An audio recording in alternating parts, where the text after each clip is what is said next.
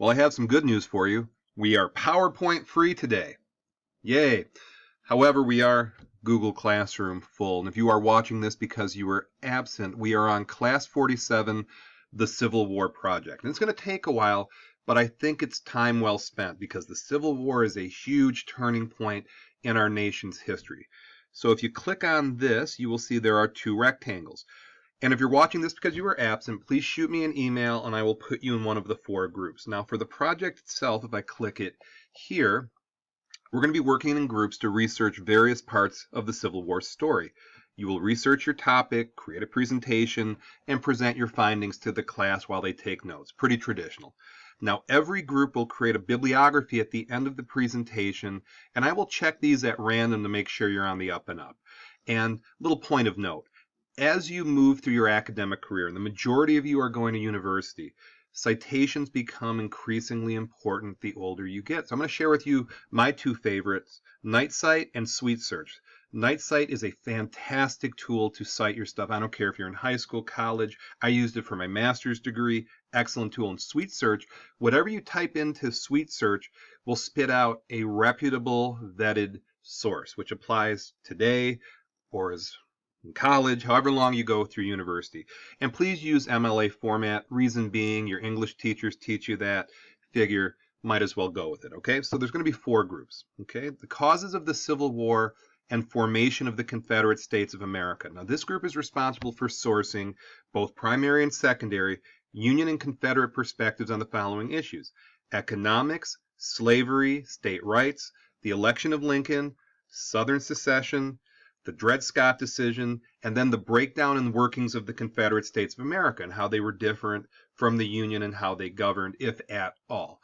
Bear in mind, two very distinct perspectives. Now, slavery is the cause of the Civil War. If you were to ask me, hey, Salsachuli, what caused the Civil War? I would spit out slavery. That's my opinion, a very strong opinion. However, there are others who say slavery is obviously a part, but there's other factors involved. And it changes in the South compared to the North. So if I were to ask this question in South Carolina, hey, South Carolina person, what caused the Civil War? They'd probably say state rights. Now you say that in the North, they say slavery. And I'm pretty, strong in my opinion that it's slavery. But please look into these issues here, okay? So group one, causes of the Civil War. Now group two, you're going to look at four demographic groups and what they were doing during the Civil War. Women, African Americans, American Indians, and Mexicans during the Civil War. So women, compare women during the war to this notion of the cult of domesticity that persisted prior to the war. And if you forgot what the cult of domesticity was, it was this notion that a woman's value was based on how well she could keep her home. Okay, don't go outside the home. Everything is in the home. So compare it to that. Now, African Americans in the Civil War, what was life like in the North compared to the South? Now, I have an example here. The 54th Massachusetts Infantry Regiment is an example. This is the group where a movie called Glory was made a long time ago. Wonderful movie based upon this, okay? So I think it's a good case study of what we're looking at. And how were Black lives improved after the passing of the 13th, 14th, and 15th Amendments, the Civil War Amendments? Now, American Indians and Mexicans, very similar how I worded it. How many of them sided with the Union? How many of them sided with the Confederacy? How many didn't side with either side? And did lives improve? Not improve, stay the same? So these two are very similar. Okay, now group three are for my bomb and bullet historians. I am not a military historian, and I think I drive my military historian fans a little crazy because they're a different breed. They want to get into the weapons and the strategies and that kind of thing. So that's for you. So this group is responsible for these key battles and an event. Appomattox Courthouse is more of an event, okay? So what I'm looking for is the weaponry, the casualties, how many people died, the turning points, the tactics used in fighting the war. Now, heads up, if you're researching, some Southern sources give different names and accounts of these battles, okay?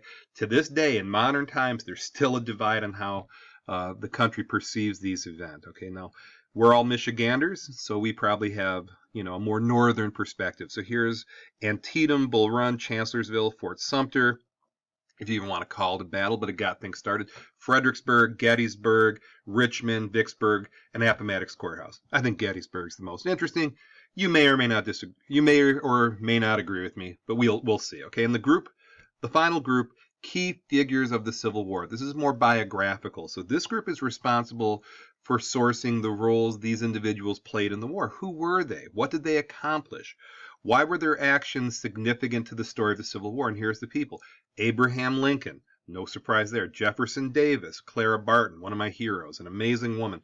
Robert E. Lee, Ulysses S. Grant, Thomas Stonewall Jackson. You may have a cool nickname. It's probably not as cool as Stonewall. William Tecumseh Sherman, Frederick Douglass, George McClellan, and Nathan Bedford Forrest. Okay, so to wrap things up, we have 4 groups. Okay, we have the group Causes of the Civil War. We have the second group looking at these 4 demographic groups. Group 3 are my bomb and bullet military historians. And group 4 are my biographical historians. But we're all going to wrap up with the following when the presentations conclude. What were the causes of the American Civil War? What roles did women, African Americans, American Indians, and Mexicans play in this conflict?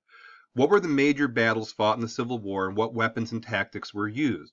Who were the key figures in this conflict, and why were they significant to the Civil War? What is the legacy of the Civil War in this nation constitutionally? And I'm referring to the 13th, 14th, and 15th Amendments, and culturally, the differences in the North and South today. So you can see this assignment. Good notes will help the cause very much. So fairly traditional project, little involved project, but I anticipate you doing good things. And again, one final thing. If you were absent, please shoot me an email. I'll put you in one of these groups. I'll project who's in which group so you can choose who you want to work with. This one you can choose. And we'll do it up and learn a very interesting story, which I think gets cooler the more you know about it. And that's the American Civil War. So anyway, thank you for watching.